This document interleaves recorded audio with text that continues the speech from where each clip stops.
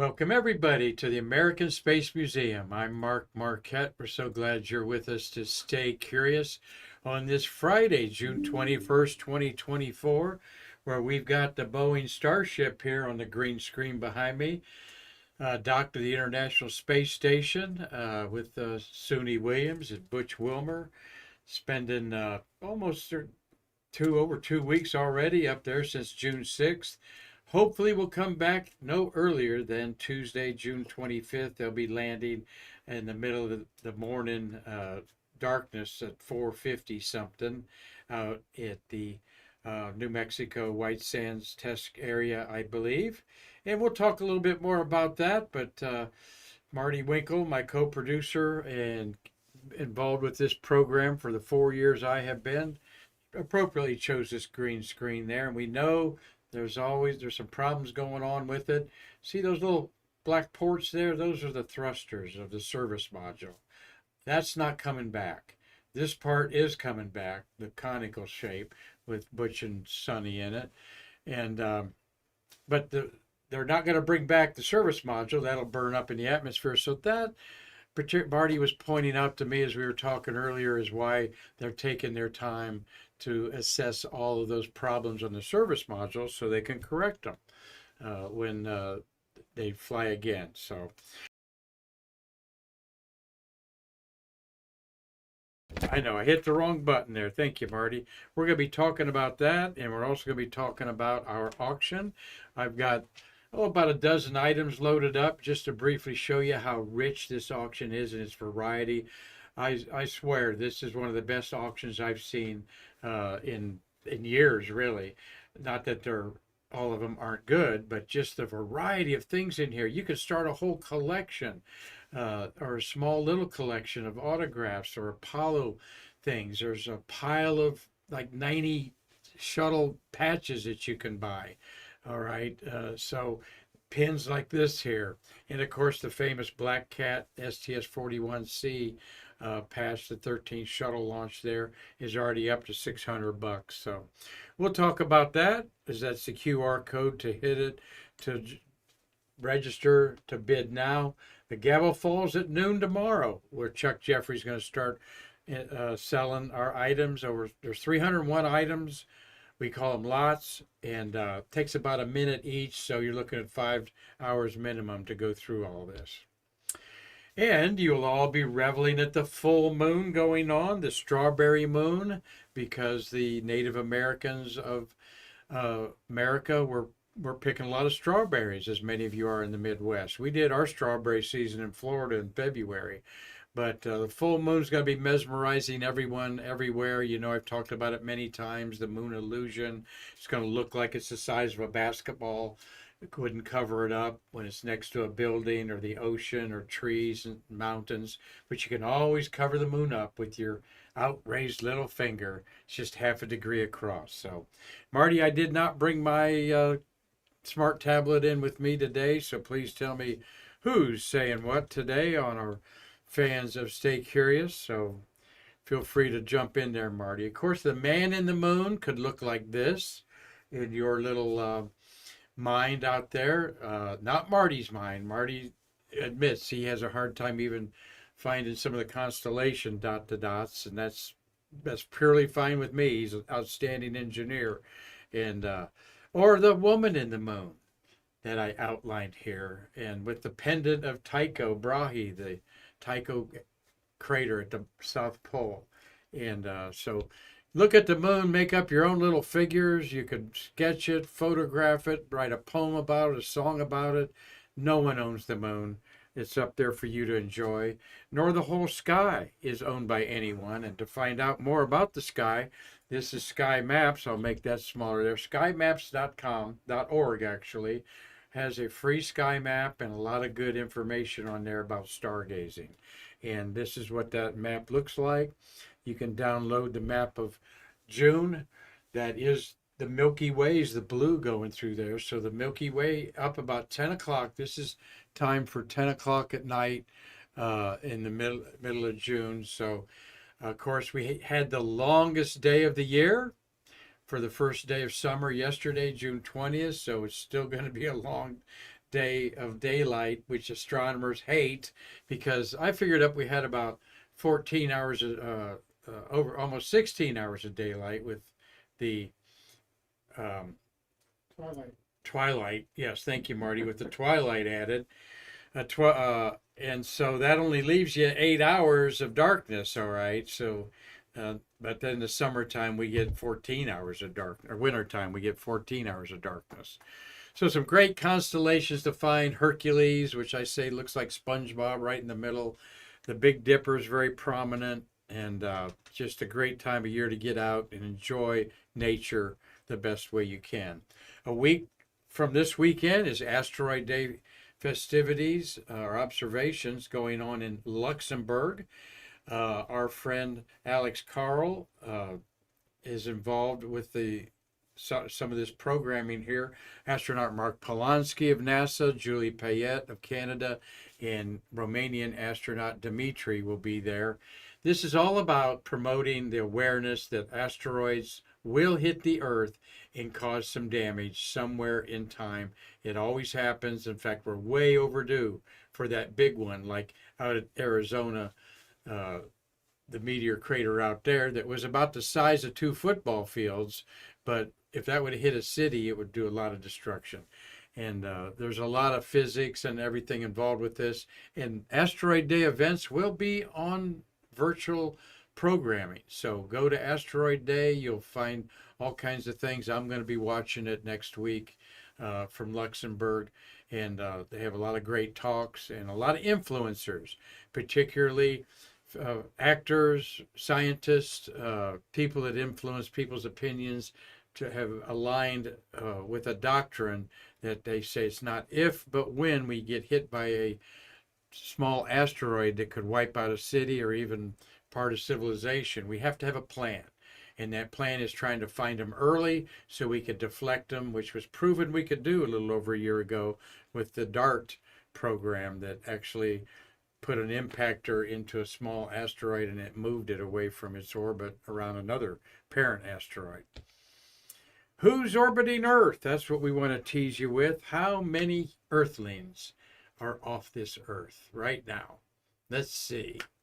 Well, we know we got 3 on the Chinese space station, but how many are on the International Space Station? Well, let's dig into it there. We've got 12 humans orbiting the Earth right now on June 7th, 2024 till now. That includes, of course, Sonny and Butch on Starliner are now on the International Space Station. You have 3 Chinese astronauts, their 13th crewed flight, and their history is on the Tiangong Space Station. They've been up there about a month. Okay, up there about 2.5 months is the Soyuz MS-25 group up there, but that's a little misleading.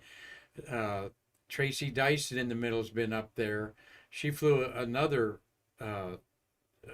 Soyuz up there, and that had those people. Those 2 have come back. It's kind of was a taxi for her to go up there.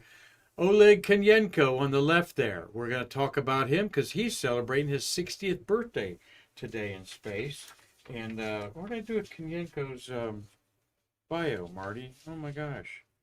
I was looking around here for a second. I had it in my hands, and I'm going to have to wing it with him then, I guess.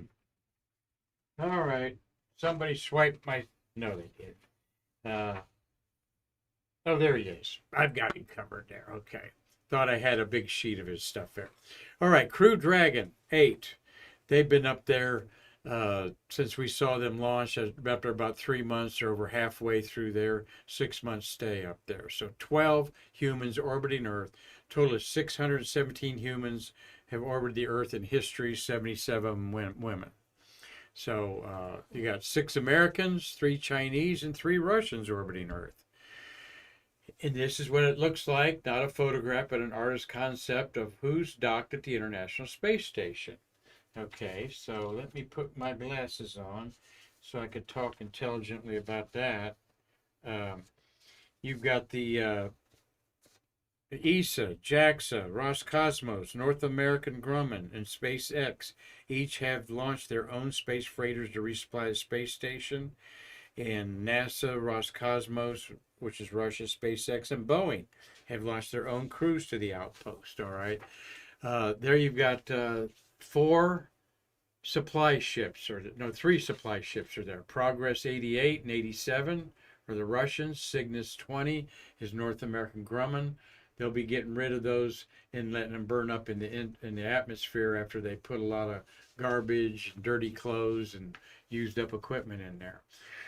This is the way home for Konyenko, and the other Russian named Chubb, and Tracy Dyson will come back in September in this, okay? Crew Dragon up at the top will come back in September. And the Crew Flight Test Starliner right there is, as you can see, the picture of this that I showed you earlier, I'll probably show again, I think, of Starliner was taken out of one of the windows of the Crew Dragon. Somebody went up there to snap that cool picture of it. So love showing you who's at the space station, constantly orbiting the Earth for 25 years, continuously occupied for 22 years. 270 astronauts have visited so far. That's not individual astronauts, that's tickets punched up there.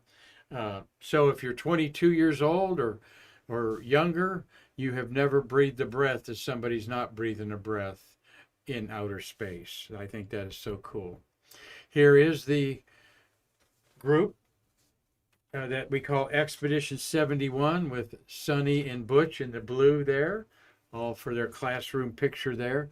We're going to talk about Oleg here, is right there in the middle. Oleg Konyenko.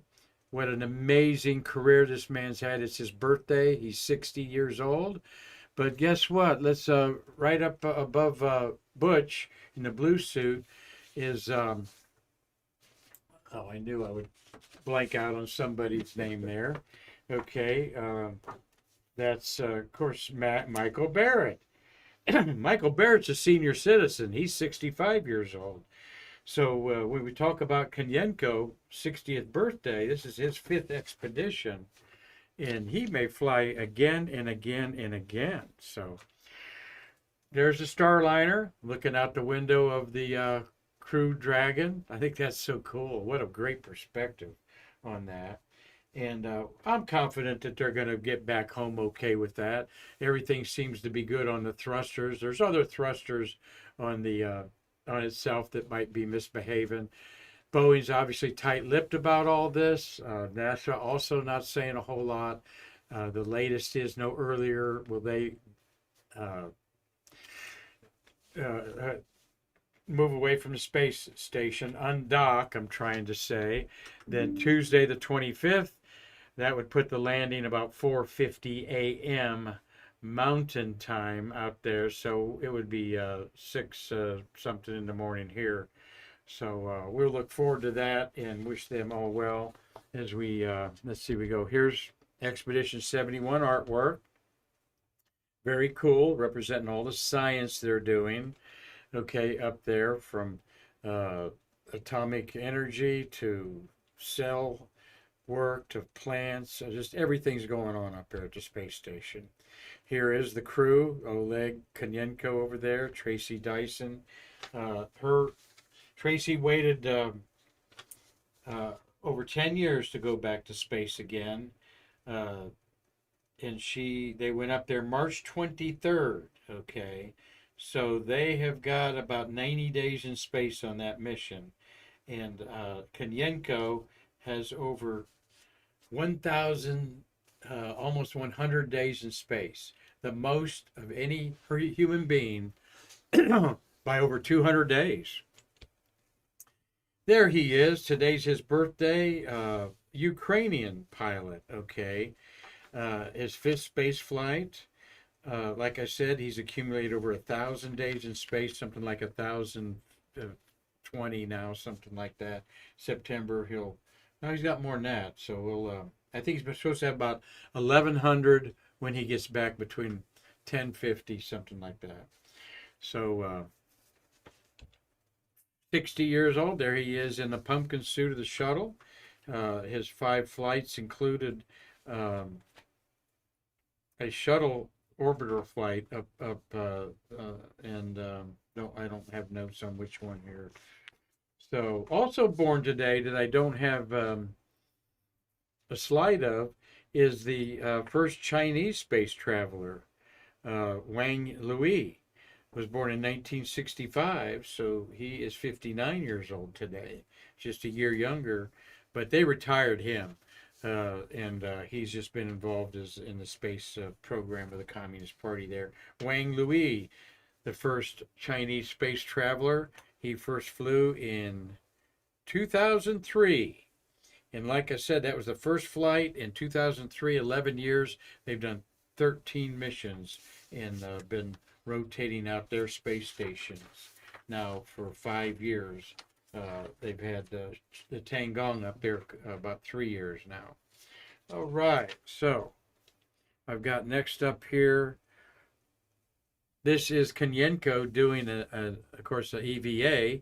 I think that's such a cool picture, Marty. What a crystal clear look of the docked Soyuz spacecraft. Okay, in the center with the windows is where they go to space and back in there. Well, there's my phone ringing up. That's what kind of Friday it's been around here today. So, Absolutely. huh? Very absolutely. Oh, well, I'll just have to call him back. Our board president calling me. He ought to be knowing I'm doing Stay Curious at this time. So, hopefully I'll be back Monday, folks. No, but what a detailed picture there, and what a cool spacewalk. Yes, Marty, go ahead with a question there, my friend. We have a comment from Mark Usiak. He says, Starliner coming home to White Sands, just like Jack and Gordo did on STS-3 back in '82.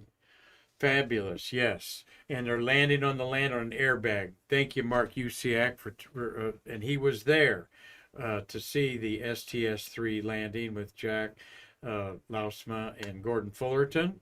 And he still has gypsum sand in his bag, he says, to prove that. So, love that shot there. Here are our SpaceX 8 crew, SpaceX 9 will be launching in September, right before they come back. They docked at the space station on March 4th, okay? So they've got about 120 days in space, all right, onto their September. So Janet Epps there, the African-American, she has quite a legacy of being scratched from an expedition crew, and she was actually going to be part of the Starliner 1 crew. All right, so how ironic that she's seeing Sunny up there in her seat. And it wasn't medical reasons and was never disclosed, which means it might have been a sick family member or something like that. But she's just the second black woman after Jessica Watkins to live on the International Space Station. Of course, 4 or 5 African American women have visited it in the shuttle era.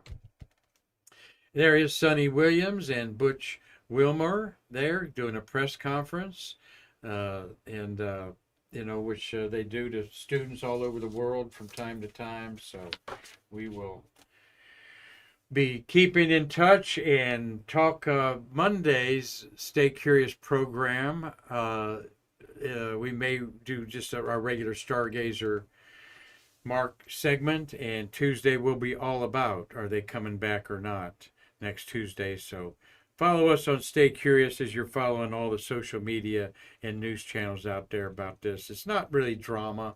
I think this is a new spacecraft that they're just having some hiccups with, and everybody they will not come back till safe. And guess what?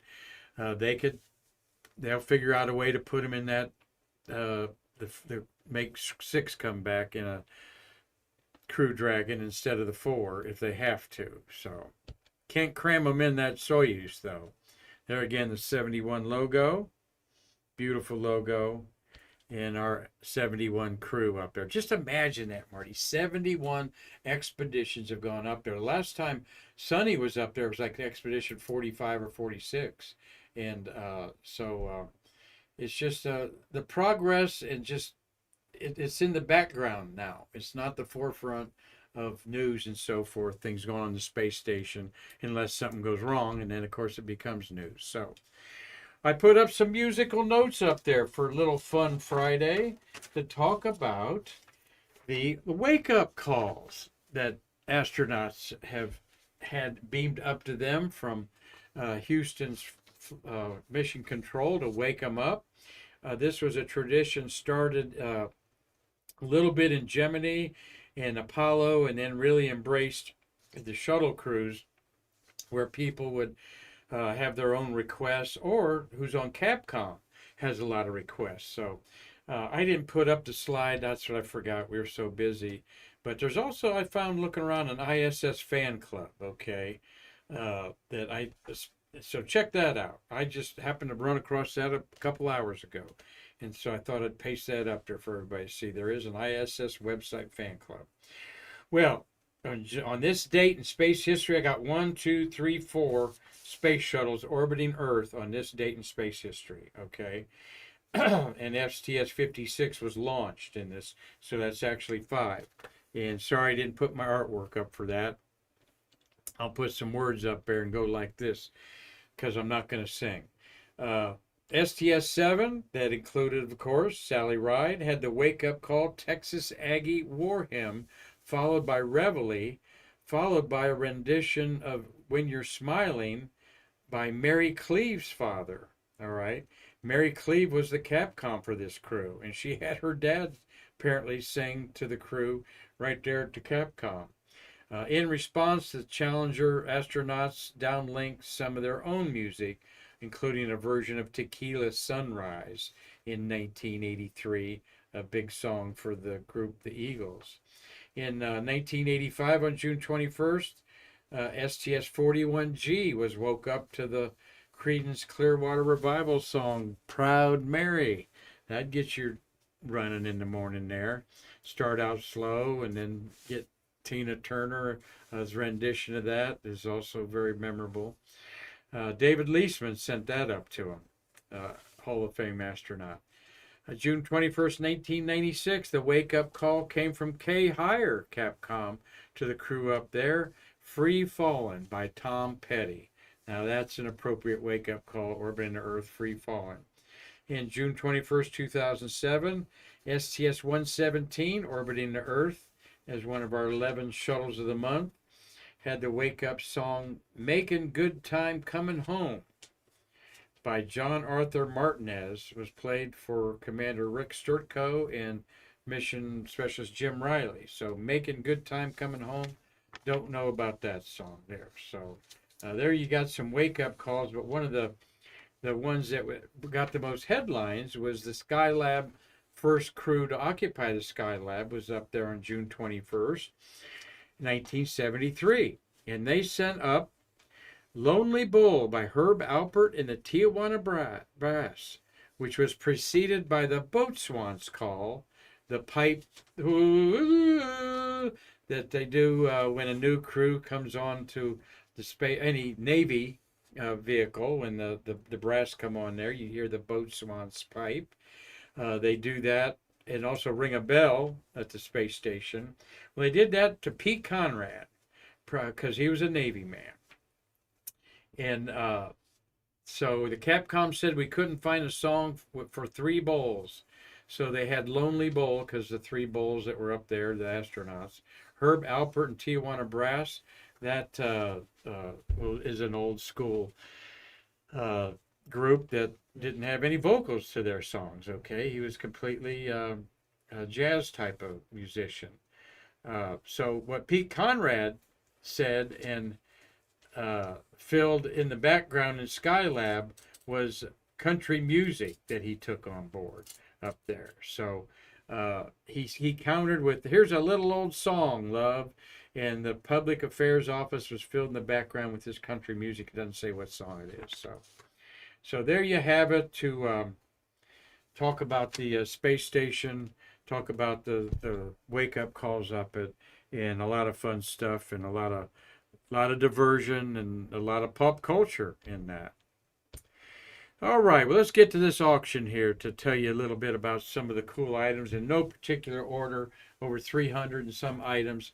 Astronaut Woody Spring has put in his Robbins medals. Robbins is a company that made gold and silver medals Once they were struck, there were going to be no more of them. Astronauts only were offered the sale of these, kind of like a form like handed out in school to get your weekly reader, sign up for the summer, or those sort of things. Astronauts actually had things they could sign up and buy for their families and friends. So here's three of Woody's that are really cool to have. How about a 51L Challenger right there? These should go from $300 to $500, $600. And as you see, the current bid's $100. Three bids have been turned in on this. All right. Minimum bid is $50 on these. So Woody has a bunch of these because he invested in them for his future, and his future's now. We enjoy seeing him out the Space Center. And then there's 61C. Okay. That was a cool early mission there. We've seen Senker, his one and done was on there. You had two Nelsons. This was the flight before 51L there. All right, those 61C, that was the landed in January, and 10 days later Challenger blew up. And then behind me is Woody Springs STS-1. That's right, gold, #1, Robbins medallion for the first space shuttle flight. It is worth $15,000 to $25,000, no kidding. And the current bid behind me is $2,800. There's 31 bids there so far on this. So that will climb high under the gavel on Saturday, and 251. It'll probably be about 24 hours from now when that one's coming up, doing one a minute. So worth its weight in gold and then some, space flown. Okay, with a certificate of authenticity. Now, without it being space flown, it would be probably worth about that $2,800. But being space flown and all, no, this is a priceless artifact of the space age. You're going to see a lot of badges on there that you can buy, and these are cool to display in your space cave, wherever. There you got Apollo 7 guest viewing stand, all right. How about first floor from the blockhouse? All right, these aren't the launch control ones. Those go for a little bit more, but still they're cool. Apollo 9 and 10 viewing in temporary badges. Here's something really rich to have. That is of all three signatures of Neil Armstrong, Michael Collins, and Buzz Aldrin are Apollo 1 astronauts. All of them have passed away. And this is easily always worth $3,000 to $5,000. And the bid's $950 now. Yeah, Marty. Buzz hasn't passed away. I thank you for correcting me there, Marty. I did say that. Buzz has not passed away. He's 94 years old. He's not autographing much anymore because you can't read his autograph. But thank you for correcting me that, Marty. Because I was thinking Collins died at age 90 about 2 years ago. And we've lost Neil over 5 years ago from a medical procedure that went wrong, quite frankly. But yeah, good old Buzz is there, and you can own this. I guarantee you a $5,000 bill will get it, and maybe a little bit lower, maybe more. How about an Apollo 11 lunar landing mission press kit? All right, that's easy, $200-300. This is probably still got the staples in it that went through it. Those come up not infrequently, but not every auction. You can buy a whole batch of Apollo items that are letters that have astronauts' imprints on. Those letters there are print signed on there, but they're thanking people like Marty Winkel, who worked for Grumman on the lunar module, for helping them get to the moon and back. You can own a piece of rare items of the lunar module. Of course, these did not fly in space because they would have burned up in reentry. But the rare antenna, these were the spare parts, if you will. And if you followed our program, and Marty Winkel was a Grumman guy, Marty, what I always find interesting is that of this antenna, you might have had 4 of them, Marty. Is that conceivable, or more to choose from to mount on that? I know certain items I've heard your Grummies talk about, there were like 5 or 6 of them there, and all of them were tested, and you just arbitrarily choose one. So how many of those rare antennas would have been in the shop, so to speak? Yeah, I think there's like 5 different antennas, but this one is the S-band antenna, which was used to communicate back to Earth. versus the other ones that communicated between the LEM and the Sweet. command module, some between the LEM and the astronauts on the lunar surface. Yeah, these should go for a couple $1,000s. Astronaut Mike Baker, good friend of our museum, has some of his personal autographed photographs from his time at Russia Star City and Baikonur Launch Complex, where he was the liaison for NASA after he retired from flying. Bakes was the liaison for the astronauts flying, like well, there's Kanyenko there on this picture with a Japanese astronaut. He also has pictures. No, that's an American astronaut on the left, I think, there. Yeah. Uh, It says American flag on it. yeah, he's got American flag on him there. So he would go there. We had several, a dozen astronauts go up there from Ron Garan is one that went on a Soyuz spacecraft. Mike never did, but he was there to help them. He's in these pictures. He's got a lot of these pictures there. They would do formal pictures outside the plane and in Star City in Kazakhstan with the mayor, the fire chief, all these people would get involved in it. So you can own some of that history. How about an Andy Warhol original NASA photograph of his interpretation of the visor shot, we call it, on the moon? Andy Warhol embellished the American flag there with the visor shot and colors and so forth. That's up to $90. That should go for a couple hundred easily. Our good friend Chris Calley's father, Paul Calley, did that stamp of the Ed White EVA, the first double stamp.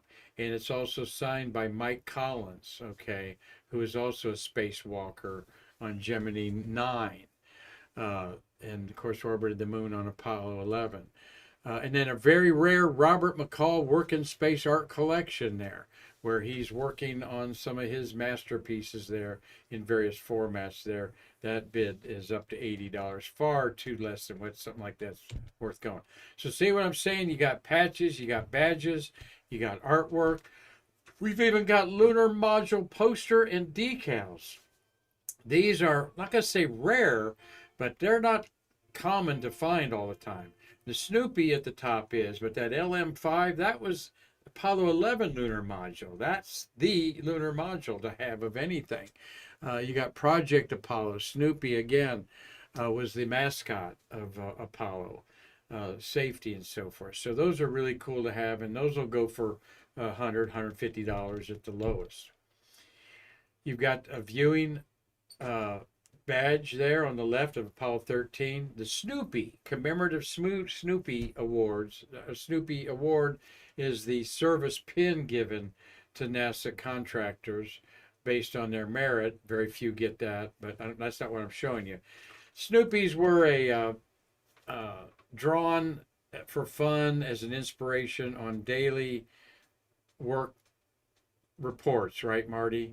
And then they were all put together at that mission and sold as one unit. So these are all the Snoopies from Apollo 13 on there. There would be, what would be a mission, this is before the launch, okay, where Marty's reporting something from Grumman, and they put a Snoopy caricature on it. I'm doing a bad job explaining that, I think, Marty, but it came from a manager who drew these Snoopies on his reports. Ernie Rios was the man that initiated this, and it caught on.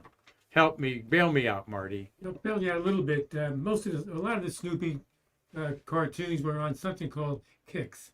It was the daily schedule that came out. And Kicks stands for Kennedy Space Center. I forget. Anyway, schedule was the last letter. All right, that bails me out a lot.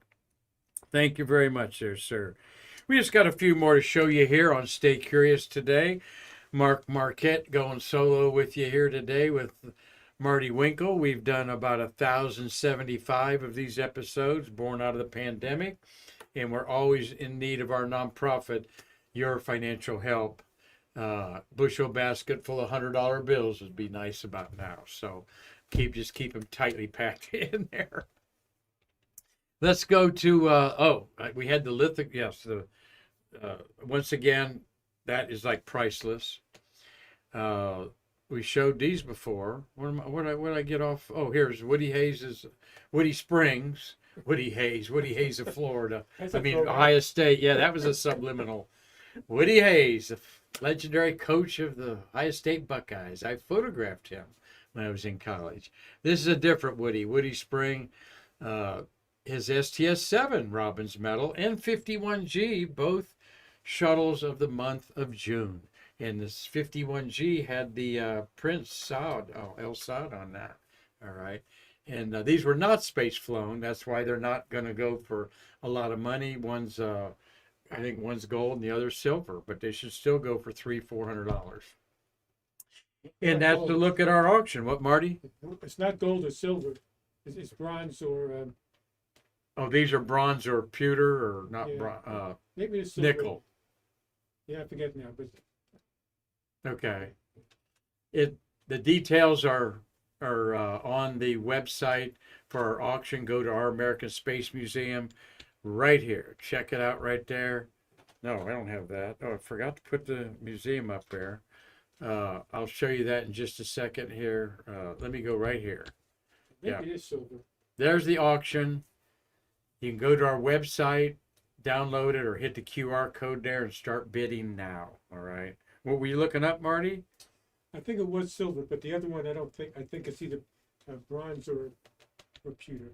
Okay. It's not gold. Not a $300. Right. Yeah, right. Exactly. It's not gold, of course, on there. So beautiful things on the auction, a good way to support us, all right? And we appreciate your support. We've got our 12 humans orbiting the Earth. You'll want to, there's a spacewalk that's going to be planned for Monday, June 24th, to get that spacewalk in before the